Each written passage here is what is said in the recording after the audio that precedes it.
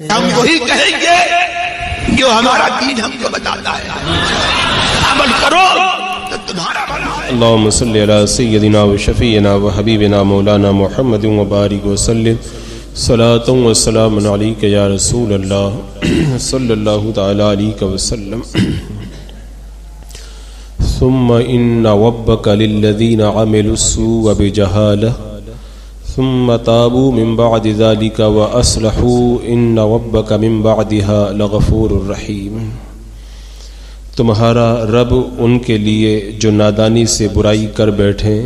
پھر اس کے بعد میں توبہ کریں اور سنور جائیں، بے شک تمہارا رب اس کے بعد ضرور بخشنے والا مہربان ہے۔ اس آیت کریمہ میں رب تبارک و تعالیٰ نے اپنی جانوں پر ظلم کر بیٹھنے والے اور گناہوں کا ارتکاب کرنے والوں کو توبہ کے ذریعے معافی کا پروانہ عطا فرمایا کہ اگر کوئی نفس کی شرارت یا شیطان کے بہکاوے میں آ کر خواہشات کے ہاتھوں گرفتار ہو کر گناہ کر بیٹھے، کیسا بھی گناہ ہو، چاہے چھوٹا گناہ ہو چاہے بڑا گناہ ہو، چاہے فسق و فجور کیا ہو، صغیرہ گناہ کیا ہو یا کبیرہ، یہاں تک کہ اگر کفر اور شرک بھی کر بیٹھا ہے لیکن اگر توبہ کر لے بعد میں تو اللہ تبارک و تعالی اس کی توبہ کو قبول فرماتا ہے، کیونکہ ہر انسان کبھی نہ کبھی تو کسی گناہ کا ارتکاب کرتا ہے، سوائے ان مقدس ہستیوں کے جن کو اللہ تبارک و تعالی نے معصوم فرمایا یا اپنے فضل و کرم سے جنہیں محفوظ فرمایا۔ اگر گناہ کے بعد میں توبہ کا دروازہ نہ کھلا رکھا جائے تو پھر ساری انسانیت جو ہے وہ پھر گناہوں کے ماحول میں بھٹکتی رہ جائے گی۔ شیطان جب اللہ تبارک و تعالیٰ کی بارگاہ سے مردود ہوا تھا تو اس نے اللہ تبارک و تعالیٰ سے کہا تھا کہ میں ہمیشہ تیرے بندوں کو بہکاتا رہوں گا اور انہیں رائے حق سے ہٹاتا رہوں گا، تو اللہ تبارک و تعالیٰ نے فرمایا تھا کہ میں بھی ہمیشہ اپنے بندوں کی توبہ قبول کرتا رہوں گا۔ تو یہ اللہ تبارک و تعالیٰ نے اسی وقت بندوں کو جو ہے وہ بشارت عطا فرما دی تھی۔ ایک شخص میرے آقا حضور اکرم سید عالم صلی اللہ تعالیٰ علیہ وسلم کی بارگاہ میں حاضر ہوئے اور وہ چادر اوڑھے ہوئے تھے،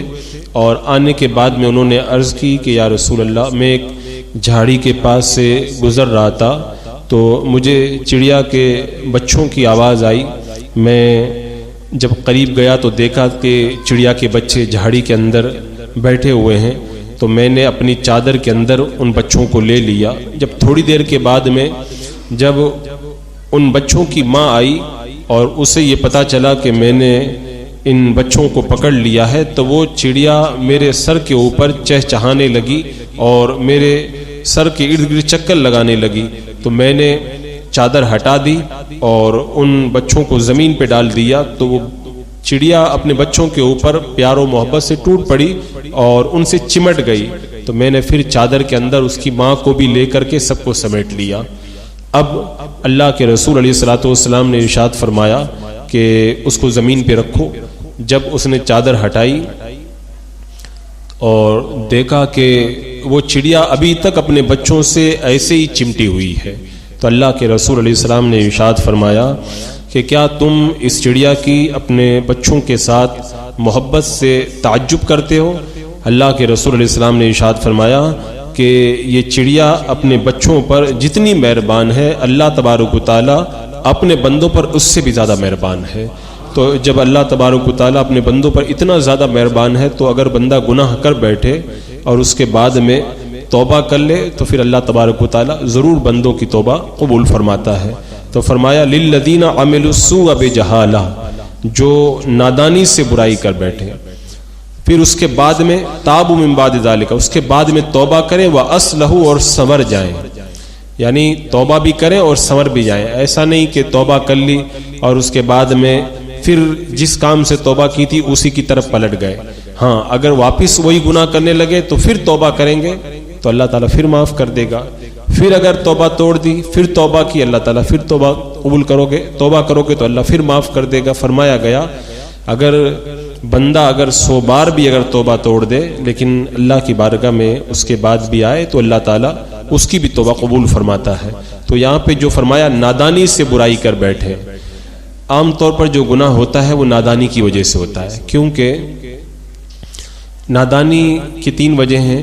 جیسے انسان جو ضد پہ آ کے گناہ کرتا ہے وہ بھی نادانی میں کرتا ہے، جو غرور میں آ کر کے گناہ کرتا ہے وہ بھی نادانی میں کرتا ہے، جو سرکشی اور فساد میں آ کے گناہ کرتا ہے وہ بھی نادانی کی وجہ سے کرتا ہے۔ تو ان سب کی جو بنیاد ہے وہ نادانی ہی ہے، کیونکہ بندے کو اگر پتہ چل جائے اور اس کو علم حاصل ہو جائے تو پھر وہ نہ تو ضد کرے گا، نہ غرور میں مبتلا ہوگا، نہ سرکشی میں مبتلا ہوگا، اور پھر وہ گناہ نہیں کرے گا۔ تو فرمایا جو نادانی میں گناہ کر بیٹھے اللہ تعالیٰ توبہ کے بعد میں اس کو معاف فرما دیتا ہے۔ حضرت علی رضی اللہ تعالیٰ عنہ کی بارگاہ میں کسی نے یہ سوال کیا تھا کہ اگر کوئی نیک بندہ اللہ کی بارگاہ میں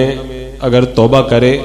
تو اللہ تبارک و تعالیٰ اسے معاف کر دیتا ہے، تو کیا اگر کوئی گنہگار بندہ بھی اللہ کی بارگاہ میں اگر جائے تو کیا اللہ تعالیٰ اس پر بھی اتنا ہی رحم کرتا ہے؟ تو حضرت علی رضی اللہ تعالیٰ عنہ جو علم کے جو ہے وہ اللہ تبارک و تعالیٰ نے اپنے حبیب علیہ الصلوۃ والسلام کے صدقے میں جنہیں علم کا بڑا خزانہ عطا فرمایا تھا، اور اللہ کے رسول علیہ السلام نے فرمایا تھا کہ انا مدینۃ العلم وعلی بابها، علم کا دروازہ ہے علی۔ آپ نے سائل کے جب سوال کو سنا تو ارشاد فرمایا کہ 2 پیالے ہیں، ایک پیالہ بڑا صاف ستھرا ہے اور ایک پیالہ بالکل گندا ہے۔ بارش اگر ہو رہی ہے، ان دونوں پیالوں کو اگر بارش میں رکھ دیا جائے تو یہ بتاؤ کہ بارش کا پانی صرف صاف ستھرے پیالے میں جائے گا یا جو میلا کچیلا پیالہ ہے اس میں بھی بارش کا پانی جائے گا؟ تو کہنے لگا کہ بارش تو جب نازل ہوگی تو آپ دونوں پیالوں کو رکھو گے تو دونوں میں پانی جائے گا۔ تو فرمایا جب آسمان کی بارش برستی ہے تو اس بات کی تمیز نہیں کرتی کہ کون میلا ہے اور کون ستھرا ہے، تو پھر جب اللہ کی رحمت کی بارش اترتی ہے تو وہ بھی اس بات کی تمیز نہیں کرتی کہ کون نیک ہے اور کون برا۔ اللہ تعالیٰ سب کو نوازتا ہے اپنی رحمتوں سے۔ تو بندہ جب توبہ کر لے تو ایک حدیث پاک میں ہے کہ گناہ سے توبہ کرنے والا ایسا ہی ہے جیسا کہ اس نے گناہ کیا ہی نہیں ہے، کیونکہ بندہ جب گناہ سے توبہ کر لیتا ہے تو اللہ تبارک و تعالیٰ اسے صاف ستھرا کر دیتا ہے۔ اور یہاں تک روایتوں میں فرمایا گیا کہ توبہ کے بعد میں بندہ گناہوں سے اس طرح پاک ہو جاتا ہے کہ اس کے نامہ اعمال سے بھی گناہ مٹا دیا جاتا ہے، اور زمین سے بھی گناہ مٹا دیا جاتا ہے، اس کے اعضاء سے بھی مٹا دیا جاتا ہے، فرشتوں کو بھی گناہ بھلا دیا جاتا ہے۔ تو بندہ جب قیامت کے میدان میں جب آئے گا تو اس کے گناہ کی گواہی دینے والا کوئی ہوگا نہیں، تو اللہ تبارک و تعالیٰ اسے معاف کر کے جنت عطا فرما دے گا۔ تو اس آیت کریمہ کے اندر رب تبارک و تعالیٰ نے اپنی شان کریمی کا اظہار فرمایا اور ارشاد فرمایا ان ربک من بعدها لغفور رحیم، تمہارا رب اس کے بعد میں ضرور بخشنے والا مہربان ہے۔ لیکن یہاں پر اس بات کا خیال رکھا جائے کہ توبہ کا جو یہاں پر حکم دیا گیا تو ہر گناہ کی توبہ ایک جیسی نہیں ہوتی ہے، ہر گناہ کی توبہ الگ الگ ہوتی ہے۔ جیسے مثال کے طور پر اگر کوئی بندہ حقوق اللہ میں سے کسی حق کے اندر کمی کیا، جیسے نماز ترک کیا، روزہ چھوڑ دیا، حج نہیں کیا، حج فرض تھا اس پر، تو اس کی توبہ یہ نہیں ہے کہ بس توبہ کرے اللہ میں تیری بارگاہ میں توبہ کرتا ہوں، میں نے نماز چھوڑ دی اس کی اور جو میں نے روزہ نہیں رکھا یا حج نہیں کیا، نہیں، توبہ کے ساتھ میں پھر اسے حج ادا بھی کرنا پڑے گا، روزے کی قضا بھی رکھنا پڑے گا اور نماز کی قضا بھی پڑھنا پڑے گا، تب جا کر کے یہ توبہ اس کی اللہ کی بارگاہ میں مقبول ہوگی۔ اور کچھ گناہ ایسے ہوتے ہیں کہ جو صرف زبان سے توبہ بندہ کر لے اور دل میں یہ ارادہ کر لے کہ آئندہ یہ گناہ میں کبھی نہیں کروں گا، اپنے گناہ پہ شرمندہ ہو جائے تو معاف ہو جاتے ہیں۔ جیسے اگر کسی نے شراب پی لی یا اسی طرح کوئی ایسا گناہ کر لیا جس کا تعلق کسی عبادت سے نہیں تھا، تو جب وہ توبہ کر لے گا اور آئندہ نہیں پینے کا عہد کر لے گا تو پھر اللہ تعالیٰ اس گناہ کو معاف کر دے گا۔ پھر اسی طرح گناہوں کے اندر کچھ گناہ وہ ہیں جو بندہ اکیلے میں کرتا ہے اور کچھ گناہ ایسے رہتے ہیں جو سب کے سامنے کھلم کھلا کرتا ہے۔ اگر کسی نے گناہ بند کمرے میں کیا ہے تو اس کی توبہ کا طریقہ یہی ہے کہ اس کی توبہ بھی اکیلے میں ہی کرے، اور اگر سب لوگوں کے سامنے گناہ کیا ہے تو پھر اس کی توبہ کا طریقہ یہی ہے کہ وہ توبہ سب لوگوں کے سامنے کرے، کیونکہ اگر اس نے بند کمرے میں گناہ کیا اور لوگوں کے سامنے توبہ کرے گا تو لوگوں کو تو گناہ کے بارے میں پتہ نہیں تھا، اس نے توبہ کر کے بتا دیا کہ میں گناہ کر کے آیا ہوں، تو اپنے گناہ کا اعلان کرنا یہ جائز نہیں ہے۔ اور اگر سب کے سامنے اس نے گناہ کیا تھا اور بند کمرے میں توبہ کر رہا ہے تو اللہ کی بارگاہ میں تو توبہ ہو گئی، لیکن جن لوگوں نے اسے گناہ کرتے ہوئے دیکھا تھا وہ تو اس کو ابھی تک گنہگار سمجھ رہے ہیں، تو لہذا سب کے سامنے توبہ کی جائے تاکہ سب کو پتہ چل جائے کہ اب بندہ سدھر گیا ہے، اب یہ وہ گنہگار بندہ نہیں ہے۔ اسی طرح کچھ گناہوں کا تعلق جو ہے وہ حقوق العباد سے ہوتا ہے، یعنی بندوں کے حقوق سے۔ جیسے مثال کے طور پر آپ نے کسی کو گالی دے دی، کسی کی آپ نے برائی کر دی، غیبت کر دی، کسی بھی آپ نے بہتان لگا دیا، یا اسی طریقے سے کسی پر آپ نے ظلم کر دیا، تو ایسے گناہوں کی توبہ صرف اللہ کی بارگاہ میں معافی مانگنے سے نہیں ہوتی ہے۔ ایسے گناہوں کی توبہ کے لیے جس کے ساتھ میں آپ نے بس سلوکی کی، اذیت پہنچائی، تکلیف پہنچائی، اس سے معافی مانگنا بھی ضروری ہے۔ پھر اس کے اندر بھی تفصیل ہے، اگر کسی بندے کو آپ نے تکلیف پہنچائی اور ساتھ میں اس کا کچھ حق بھی دبایا ہے تو صرف معافی مانگنا کافی نہیں ہوگا، اس کا جو آپ نے حق دبایا وہ بھی اسے آپ کو واپس کرنا پڑے گا۔ زمین دبائی ہے، زمین دینا پڑے گا، اور اس کا آپ نے اس سے جو ہے وہ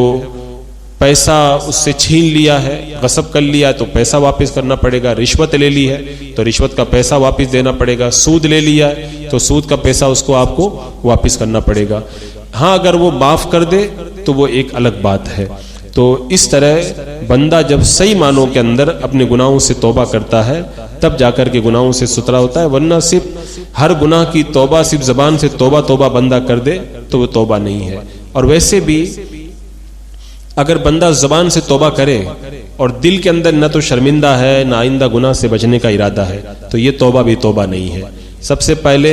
اپنے گناہ پہ شرمندہ ہو، پھر اس کے بعد میں اللہ کی بارگاہ میں توبہ کرے، پھر اس کے بعد میں پختہ عہد کرے کہ آئندہ یہ گناہ نہیں کروں گا۔ جب یہ تینوں باتیں جمع ہو جائیں گی تب جا کر کے وہ توبہ کہلائے گی۔ یہاں پر مفسرین نے فرمایا کہ گناہ کرنے سے رزق گھٹتا ہے، خاص طور سے گناہوں میں جو جھوٹ ہے، یہ جھوٹ اتنا بڑا گناہ ہے کہ اس سے رزق کے اندر بڑی کمی آتی ہے۔ تو عام طور پر جو لوگ رزق کی تنگی کا شکوہ کرتے ہیں ان سے یہی کہا جاتا ہے کہ توبہ کرو۔ وہ اس لیے کہا جاتا ہے کہ عموماً گناہوں کی وجہ سے ہی رزق کے اندر کمی ہوتی ہے، اور گناہوں میں سب سے بڑا جو گناہ جھوٹ ہے یہ رزق کو بہت جلدی کم کر دیتا ہے۔ اور عام طور پر لوگوں کو دیکھا یہ گیا ہے، کاروبار میں جھوٹ اتنا عام ہو گیا ہے کہ بہت کم اللہ کے نیک بندے ایسے ہیں جو جھوٹ سے بچ پاتے ہیں۔ اب جیسے مال لایا کتنے کا ہے، بندہ بتا رہا کتنے میں ہے، یا اسی طرح کچھ کا کچھ بنا کر کے بندہ بول دیتا ہے، اور اس کے بعد میں اس کا کاروبار دھیرے دھیرے ٹھپ ہونا شروع ہوتا ہے اور وہ سمجھ بھی نہیں پاتا ہے کہ میرا کاروبار کیوں ختم ہو گیا۔ تو اگر اس میں غور کیا جائے تو یہ بات سمجھ میں آتی ہے کہ گناہوں سے رزق گھٹتا ہے، اور گناہوں میں خاص طور سے بندہ جب جھوٹ بولے یا جھوٹی قسم کھائے تو اس کا رزق بڑی تیزی سے نیچے کی طرف آنا شروع ہو جاتا ہے۔ تو اگر کسی رزق میں تنگی آئے تو اس کو خاص طور سے اللہ کی بارگاہ کے اندر توبہ کرنا چاہیے، اور جھوٹی قسم کھا کے اگر کسی کو مال دیا ہے تو اس کو جا کر کے اس سے معافی مانگنا چاہیے، اس کو صحیح بات سے آگاہ کرنا چاہیے۔ ایک مسئلہ یہاں پر فقہاء کرام نے یہ بھی بیان فرمایا کہ سچی توبہ یہ ہے کہ گناہ کا نشان ختم ہو جائے۔ جب تک گناہ کا نشان نظر آ رہا ہے تو تب تک وہ صحیح معنوں کے اندر توبہ کرنے والا نہیں کہلائے گا۔ جیسے مثال کے طور پر کوئی شخص داڑھی منڈاتا ہے، تو اب ظاہر سی بات ہے کہ اگر کسی نے توبہ کر لی کہ آئندہ میں داڑھی نہیں منڈاؤں گا تو یہ بندہ تائب ہو گیا، لیکن جب تک اس کی داڑھی پورے طور پر ایک مشت نہیں آ جاتی تب تک لوگوں کی نظر میں تو وہ داڑھی منڈائی کہلائے گا۔ تو ایک مشت جب داڑھی اس کے چہرے پہ پورے طور پہ آ جائے گی تو تب جا کر کے صحیح معنوں میں پتہ چلے گا کہ یہ بندہ اپنے وعدے کا پکا ہے اور اس نے سچی توبہ کی ہے، اور اس کے چہرے پر ایک مشت داڑھی جو ہے وہ سج گئی ہے۔ کیونکہ ہو سکتا ہے کہ ابھی توبہ کیا ہے اور ابھی ایک مشت داڑھی آنے سے پہلے پھر وہ کٹوانا شروع کر دے، تو پھر یہ سچی توبہ نہیں کہلائے گی۔ اسی طرح کوئی سونے کی انگوٹھی مرد پہنے ہوئے ہے یا ریشم کا کپڑا پہنا ہے تو خالی توبہ کرنے سے کام نہیں چلے گا، وہ انگوٹھی اسے اتارنا پڑے گا یا وہ ریشم کا کپڑا اپنے بدن سے جدا کرنا پڑے گا، کہ یہ گناہ ایسے ہیں کہ جب تک ان چیزوں کو اپنے بدن سے جدا نہ کرے اس وقت تک یہ توبہ نہیں کہلائے گی۔ کئی لوگوں کو جب اس طرح کی چیزیں دیکھی جاتی ہیں تو ان کو سمجھایا جاتا ہے تو کہتے ہیں ہاں اس کو اتار دوں گا، تو اتار دوں گا یہ توبہ نہیں ہے، اسی وقت اتارے اور توبہ کرے تب جا کر کے وہ توبہ ہوگی۔ تو اللہ تبارک و تعالیٰ نے ارشاد فرمایا کہ جو بندہ توبہ کر لے تو ان ربک من بعدها لغفور الرحیم، بے شک تمہارا رب اس کے بعد میں ضرور بخشنے والا مہربان ہے۔ اب آپ سوچ لیں، جب اللہ تعالیٰ فرما رہا میں ضرور بخشنے والا ہوں تو پھر بات ہی ختم ہو گئی، بندہ صرف توبہ کرے، باقی رحم و کرم فرمانے والا پروردگار ہے۔ بسم اللہ الرحمن الرحیم، اللہم صلی علی سیدنا مولانا محمد مبارک وسلم، صلاۃ و سلام علیک یا رسول اللہ، یا اللہ یا رحمان یا رحیم العالمین۔ اپنے محبوبان بارگاہ کے صدقے میں اعمال صالحہ کی توفیق عطا فرما، اے اللہ ہر گناہ ہر برائی سے محفوظ و معمون فرما، اے اللہ ہمیں ہر طرح کے گناہوں سے مولا سچی توبہ کرنے کی توفیق عطا فرما۔ اے اللہ جس خاتون کا انتقال ہوا دعائے مغفرت کی درخواست ہے، اے اللہ اس خاتون کی مغفرت فرما، اے اللہ اسے کروڑ کروڑ جنت نصیب فرما، اے اللہ اس کی قبر کو تا حد نظر کشادہ فرما، اے اللہ شامت اعمال کی بنیاد پر گرفتار عذاب ہو تو مولا اسے عذاب سے رہائی عطا فرما۔ ربنا تقبل منا انك انت السميع العليم وتب علينا انك انت التواب الرحيم، ان الله وملائكته يصلون على النبي يا ايها الذين امنوا صلوا عليه وسلموا تسليما، اللهم صل على سيدنا وشفيعنا وحبيبنا مولانا محمد وبارك وسلم، صلاة وسلام عليك يا رسول الله، سبحان ربك رب العزة عما يصفون وسلام على المرسلين والحمد لله رب العالمين۔